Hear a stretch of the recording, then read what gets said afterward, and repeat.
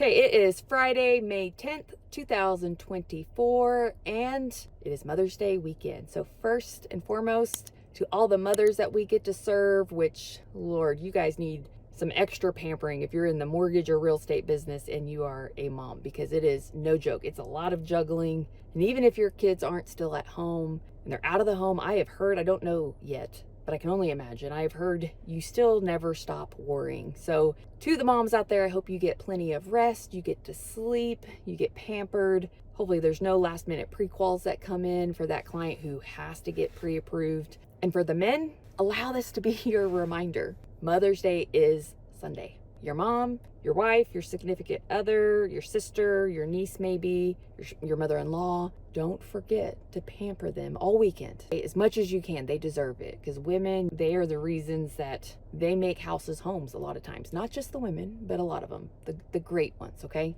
I feel like I also need to probably address why I'm filming this from my car. And it's because finally the storm has stopped, but you might still be able to see the rain on the window. And my time block of when I had this scheduled was gone because we were in a rain delay. And this is just more evidence that with an iPhone that I have in landscape view, so horizontal, and I'm using the front lens. So you guys know when you use the back lens on your phones, that's actually a better quality lens as long as it's clean. So, usually we have to just make sure that the lens is clean. But I'm not using any kind of external mic, and I'm using what I got because the show must go on, and I've made a commitment to you guys on Fridays, and this algorithm update was too big not to share. We have some significant changes to how ranking works that you really should know about if you're a creator or an aggregator on Instagram. Now, we want to be the best platform for creators online, which means we need to do more to drive reach to creators who create original content.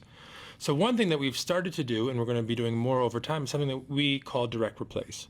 So if we're going to recommend content, that is show a photo or video to someone who doesn't follow the account that created it, we're going to start now looking to see if we can find the original piece of content, if there is one. And if so, we're going to actually show that original piece of content instead of the content coming from the aggregator or the resharer. Now, we might not always be able to find that original piece of content. Maybe it was posted on another platform. But as we get better at this over time, this should affect reach more and more for creators in a positive way and for those who repost other people's content in a negative way. The other major change is changing how we treat aggregators on Instagram with regards to recommendations. So aggregators are people who go and collect other people's content and then post it without making a spin on the content or making it their own in some way, shape, or form. And what we're going to start doing is trying to avoid recommending content from aggregators across Instagram. So aggregators will still be able to reach their followers, but we're going to try to focus recommendations much less on aggregators and much more on original content creators. You guys know me, I don't chase algorithms, and I don't share all of them because, truth be told, there's so many traffic for those who really essentially steal content. So if you're screenshotting from Keeping Current Matters, Alto's Research, maybe even Housing Wire, and you're reposting it word for word exactly the same, where I don't mean a repost where you're giving them credit, like screenshot and posting. They're going to take the time to scour the web and search to find who is the original creator of that piece of content and now direct the traffic to them, as they should. That was the original creator. Now, this does not mean that you can't get inspiration, because it's very difficult nowadays to ever have an original thought. We still look at which content is performing the best and how do we derive inspiration where then we can make it our own, where maybe you're changing the hook or the headline or the graphic or the image in some way while also changing the caption a bit so that it has some kind of originality. So that is okay. It's the big meme accounts who have really just, or even the motivational accounts who rob, like Tony Robbins or Jim Rohn or Bob Proctor, any of these motivational speakers that people would just legit like screen record, post it, and they have some of the biggest following online where they can then sell the audience or do different shout outs or have people buy the account. And it's really been unfair to the original creator. So that is number one. Do not steal. And if you work with people who do, send them my information. Tell them to schedule a free discovery call and we will help them out as long as they're a good fit. That's number one. Number two, they are now going to basically even the playing field for even the small creators. Adam, who runs Instagram, announced, again, it was about a week ago, that they've probably done a disservice to the smaller creators. When I say smaller creators, there's different evolutions to your account, meaning there are some people who still use their social platform as more of a hobby. Like, they're not in sales. I know this may be shocking for some of you right now, but when they get on social media, it is truly to either just escape or to be entertained. It's replaced TV for them. They like having small following. They don't care about being influencers, and they stay connected with family or old college friends. More of a personal account, like a hobby. Then you have those who maybe, like some of us, who decide, okay, I want this to be a creator or business account to help bring attention and attract the right type of clients. And until you break the 1,000 followers, that's when I would say you have graduated from hobby to then creator. And then there's multiple stages where essentially the pros, it was largely based on how many followers you had. The challenge with this is, like all humans do, we try to take shortcuts. And so people created businesses where you could buy followers. And then eventually you could buy likes and you could buy comments. And so, again, perception's reality. This person is a guru and look at all these followers that they have. And now they even have the verified check. And so it must be true because look, it's right here. And it wasn't as known back then to be able to buy followers. And from one aspect, I have extreme empathy for those people who I have personally worked with. And I know it's got to be very difficult to, maybe you even sell influence or you're a coach, but you were more established in your career before social came about and it was more foreign for you.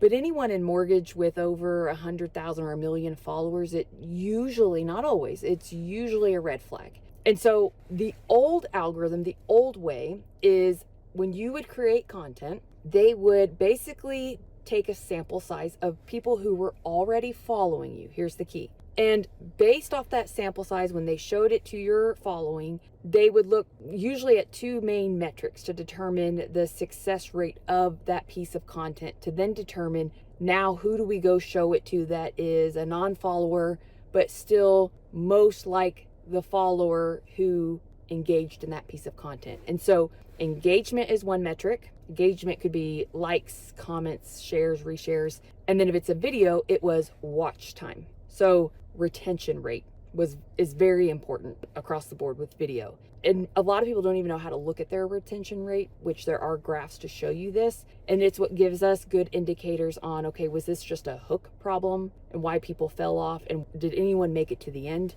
But the challenge with the old algorithm only showing it to say 100 people that were already following you is some people may have been attracted to you when you first met them in college or at a previous job, and maybe y'all interacted with each other's content more frequently back then because one, there wasn't as much competition as there is now, and two, it's because there was a similar interest. But now they wouldn't have a similar interest, and maybe they refinanced and they don't care to see anything about mortgage. Now that sample size is actually hurting you. And this is also just small, I'm gonna just go off a tangent a little bit here. So I'm constantly pushing on you guys to do the Wednesday host your show days, because when you're interviewing other business professionals in your community or home decor trends that are coming up or paint color of the year or a contractor to show you how to change your air filter, this is nurturing your audience after the transaction.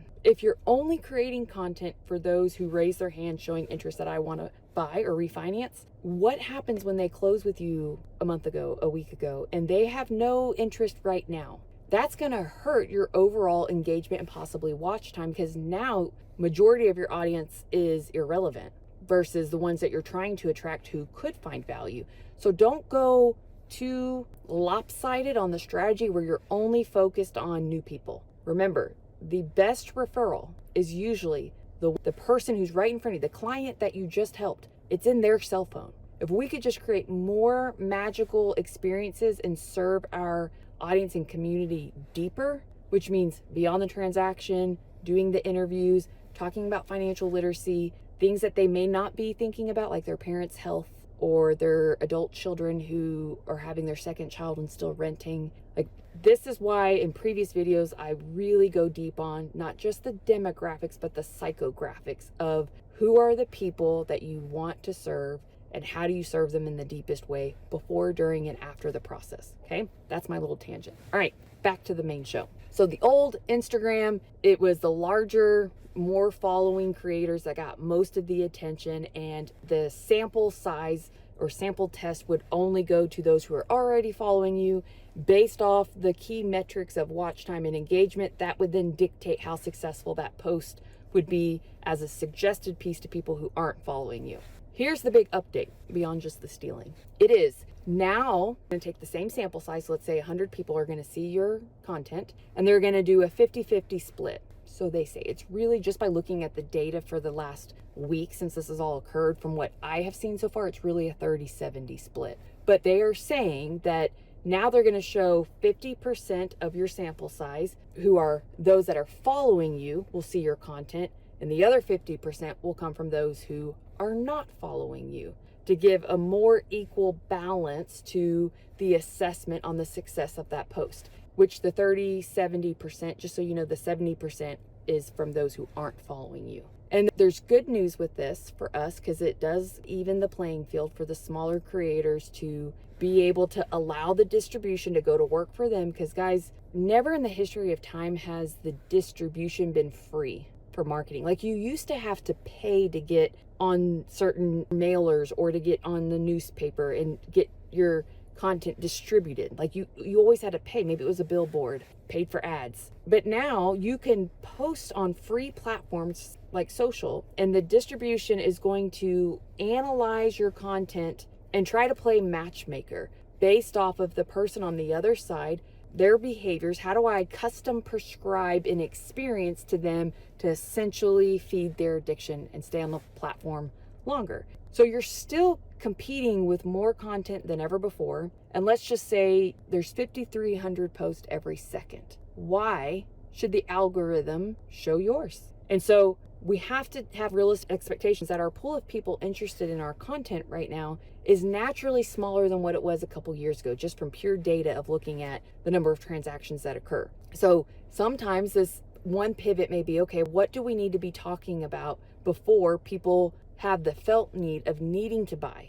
Or the home, what is that sweet spot of when most people are thinking, this house is too small, I need to sell, we've got to make a change. Like, it becomes a must. And they've held on for long enough to where maybe the space in their cabinets, or there's no extra linen closet. Like, what are those actual pain points? What are the types of things people could be researching, one, to solve those pain points before it's like, all right, we got to sell. So maybe it's organization tips and tricks. So now when you create content and 50% goes to non-followers and 50% go to those who are already following you, the flip side of the possible unintentional consequence to this is those who use social as a hobby, who are just consumers, they're not producers. They may get really annoyed to see in their feed when they're scrolling to now not see as many pieces of content from those that they have relationships with. And we did hear about this a little bit with Kylie Jenner and some of the Kardashians who were really upset with Adam. And guys, if you ever want to feel better about yourself and your content, go check out the comments when Adam shares an update. Like, it is brutal. People are keyboard warriors and just hateful sometimes. And everybody is trying to do good and do better. Like, I don't think Adam has any kind of ill motive of, there's a lot of people complaining about reach and engagement, because last year, when you look at the data, the engagement rate and reach was down 76% on Instagram. That's why some of you who think I'm lying, it's not bad content that we create. It is just the pure fact of, one, volume in the competition and really how things were scored, where everyone across the board, their reach and engagement was down. So it's not necessarily that you're doing anything wrong, but it's also reframing that you may get 30 views on a video. That's a classroom. That's like you presenting in front of a classroom. Shoot, some of y'all get thousands of views. That's a concert. That, how long would it take you if you had to call to share that same information with each person, say 1,000? How long would that take you? So when people tell me they don't have time to do video, I'm like, that is exactly why you need to be doing video. Is one, the one-time approach, but how you can educate at scale and touch and connect people at scale. So I'm curious how this is going to play out. And again, they're always tweaking it behind the scenes, and we're always looking at the data. So know that anytime there's an update or a new feature, not everybody gets the same update at the same time with the same release, because it's just not possible. And there could be glitches along the way. But I'm really curious how people are going to either like or dislike this approach. And it's probably going to be more like TikTok, where TikTok got really good. Like, their default is the For You page, which is a mixture of suggested content from people you don't follow and some content from those you do follow. And that addiction seemed to work pretty well. So we'll see how this goes on Instagram. But from a strategy standpoint, know that just posting consistently is not a strategy, and having brand pillars is not a strategy. That there are different benefits to different features, whether you're creating story posts or you go live. And it's not just about a call to action and always selling. It's more about connecting and creating impact and attracting the right eyeballs. If you're just focused on going viral, it's like, viral for what? Are you going viral for the right things? Are you getting views from the right people? Are you maximizing the opportunity? So too often people will get comments, and I see this because I look at y'all's accounts. You have people commenting and you're not even liking or responding to their comment. And then I'll go back and look. Like, I had a great call with a client earlier this week who said he noticed this agent was consistently watching his stories, and so he just reached out to the agent and said, hey, I know we've been following each other on social. I'd love to get to know you and meet with you and learn a little bit more about your business needs. Like, he just was bold and asked for the meeting, and then he had the meeting and it went phenomenal. I think this was Tuesday that he actually, sorry, just had to itch my nose, that he had the meeting. And all of this was because he created content, was bold enough to post it, went back, and then took the sales activity, the action, to convert the opportunity into potential business. So don't allow these opportunities to go by. Be pleasantly aggressive. Look to see who is liking. Even if you only get 2 likes, have you reached out to them? Do you go back? Do you have a plan or a strategy for that? Because those are little micro opportunities that we just want to like post and ghost and then bitch and complain about why we don't have enough reach or engagement. And it's like, love on the people who choose to watch, who choose to like, who choose to DM. Like, some of this stuff is, they may not want to publicly like or comment something that's about saving money or downsizing or about credit. There's discretion. And so how are you looking for the opportunities and converting them and inviting them maybe to a class that you're hosting? Don't allow those to go by, or to just blame that it's not working, because maybe it's you not working. Ouch, Deb. Okay, that is all for my update. If you guys have any questions, as always, make sure you email marketing@plugandplaysm.com. We are happy to serve you guys. And again, remember, because we've been getting more questions on, do we work with real estate partners? Yes, only if a loan officer we work with refers them. So if we can grow their visibility and increase their business, which in return will help you, then by all means, we will do that. And you can send us a warm intro if you'd like, or direct them to our discovery call link or our website, and we would be honored to help them as long as it helps you, because we are Team LO. All right, happy Mother's Day weekend, and y'all kick ass for the rest of May. See you next week.